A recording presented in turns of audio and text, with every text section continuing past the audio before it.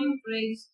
So in today's session we are going to see about Numpy sorting, searching, counting, how to do searching, for sorting and counting, all these things we will see.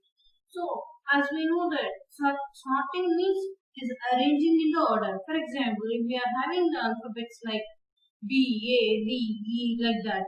So if we are going under the sorting method, so what you will do? It will come as A, B, C, D, E like that. In a particular order it will be arranged. So that is what sorting, whereas searching means finding the things, as you know, and counting means counting. So let us see how we will implement with the help of NumPy. So with the help of NumPy, the sort function will sort the array numbers here. So let us see how it will sort. So this is a piece of code. So how it will implement, we will see. So here what I did is a equal to np.array. So I am initializing array to a variable, and the array values are like 12, 15 and 10, 1. And here I'm doing the sorting np.sort with sort function, and I'm using the variable called a here, and axis equal to 0. What is this axis equal to 0? You already know that, right? So this ARR1. So whatever it is sorting, it will be stored in ARR1, and it will print the statement like along first axis ARR1. So it will print this statement, and after that, here what I am doing, I am sorting the along with the last axis. So what is the last axis? A equal to np.array 10, 15, 12, 1, 10, 15 and 12, 1. And array2 equal to np.sort. So here I am giving the other array, and it is np.sort, and I am giving axis equal to -1, that is in the reverse order. So and I am printing along first axis here are 2. Finally what I am doing here is np.array and 12, 15, 10, 1, same array I am giving here, and you can see here array1 equal to np.sort, comma axis equal to none. So here I am giving axis is none. So whereas here I have given axis equal to 0, here I have given axis equal to -1, and I am printing the statement here finally. So you can see the output over here. How you are getting. So along with the first axis, you can see along with the first axis what we are doing. We are giving 10, 1 and 12, 15. Along with the first axis, I am giving 10, 1 and 12, 15. This is the input what we have given, and along with the first axis, I have done the sorted here. It is 10, 15 and 1, 12. So you can have a look here.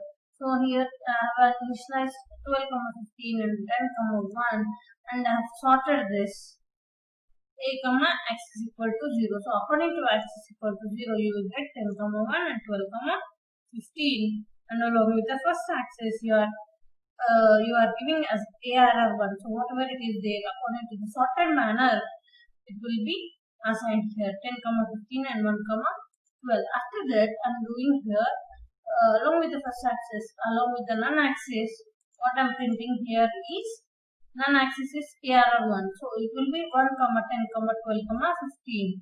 So this is what array 1 what we have done with the non-axis, and along with the array 2. So this is what you will get. ARR2 is sorted according to the one which we have given. So this is about sorting. And coming to the argument sorting, so in the argsort, what you will do here is, this is what argsort. So here in the argsort, what you will get here is according to the indices. According to the indices, you will sort. So you will get with the indices number as well. So what is indices? So you will have the index for each and every array, right? So array will start with index number 0, right? So in that manner, you will get according, even with the help of indices also you will get. So here what I am doing here is I am initializing the array np.array with the values here and I'm printing the original array, and here I'm using np.argsort. So here I'm sorting with the help of indices, sorted indices of original array. Here I'm sorting here, and c equal to np.0. Here I'm using np.0 with the length, and d type equal to int. Here I'm giving int as well. So here I'm giving the for loop for I in range 0 and length of b. So length of b here you will get, and c of I'm initializing c of I equal to a of b of I. B of I. So finally I will get the sorted array with C. So you can see the output. So this is the output which you have got. So original array we have given here is 917436 like this, and sorted array here what about according to the indices. So you can see the indices 2145 So this is the highest one, right? So this index value is 0, 1, 2, 3, 4 like this. So 0 will go to the last because it is highest number, and you can see the 1 here. So the index of 1 is 0, 1, 2 here. So you are getting 2 over here, and 9 is last. So this is how you will get with the help of indices. Finally, you are getting the sorted array here with the help of for loop. Sorted array here you are getting. So this is not about sorting with indices. Next, coming to the lexsort. So you have seen already, like in other subjects like lexicons, tokens, all these things you have seen in compilers and operating systems also. Like compiler mainly you will see compiler why you are designing the compiler, right? So lexicon, lexemes, all these are simple terms. So how you will sort. So let's sort. What it will do here is it will be sorting with the help of keys. Using the sequence keys, it will sort. So how it will sort? Let us see this. So what are the keys and how it will sort? We will see. So here we are using zip function as well. So we have seen already zip. What is zip, right? So here I am using np.array for the first column and for the second column. Thus I have initialized, and I am printing column A and column B, and here I am using for loop for I comma j in z comma ab. That means 9 comma 4 3 comma 6 like this it will come, because it is accessing one element from A and one element from B, since we have used A comma B here. And I am printing I and j. I am printing I and j, 9 and 4, 3 and 6 like that I am printing. And I am using here lexsort. It will be sorted with the help of indices as well. So it will take the two arrays and it will sort with the help of indices, and it will give you the indices as well here. So this is output. So as we have expected, A for A comma B for I and j.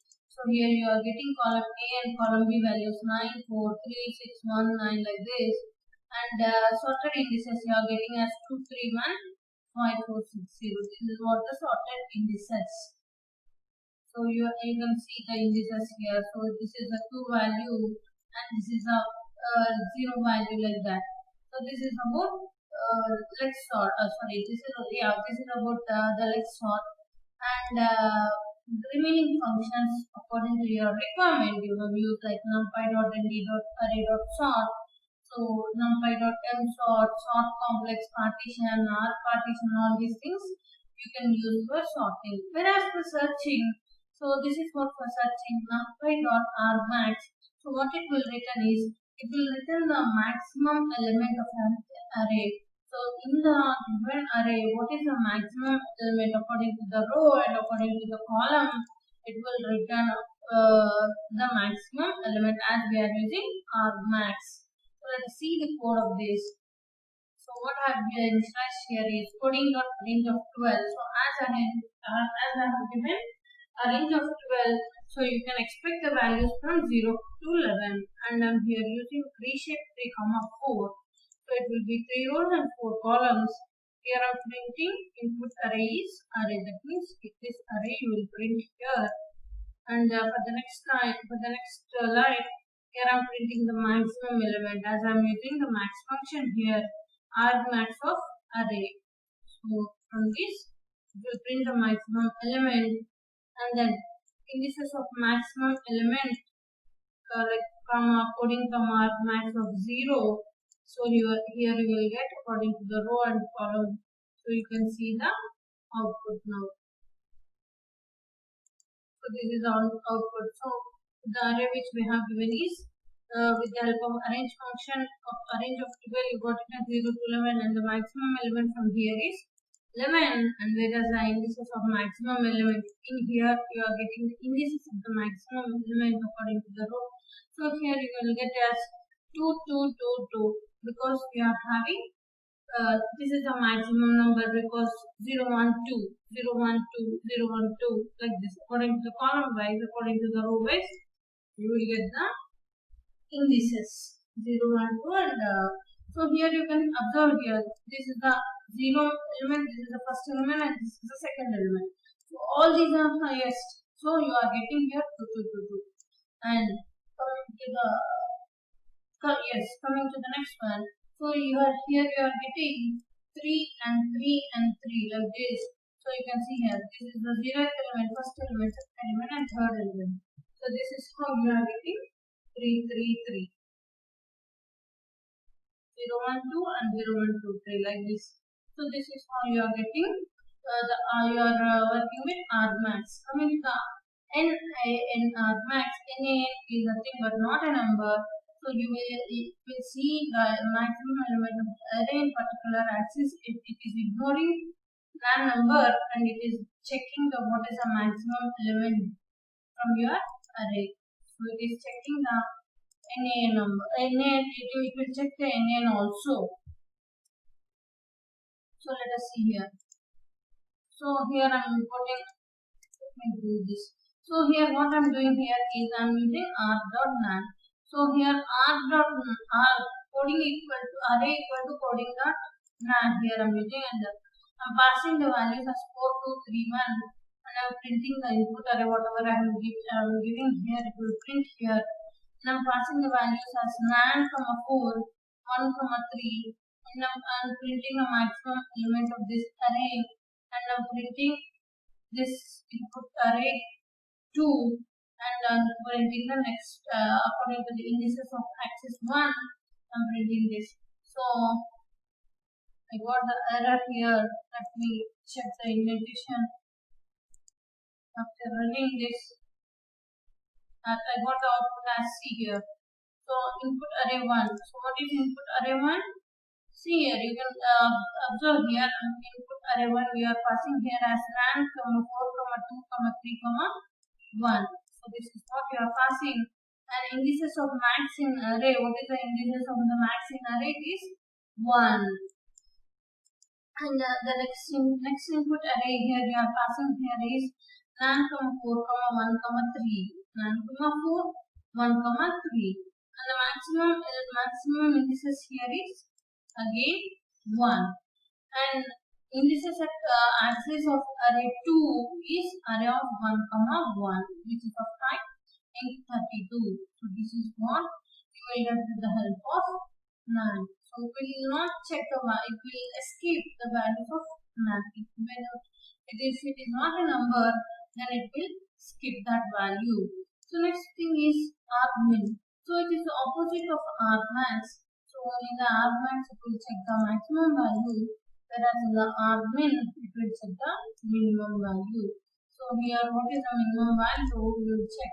So here I am using range of 8. So you will get from 0 to 7. And the input array is array value. So then you will get the value here from 0 to 7. And here I am printing the minimum value of this among this.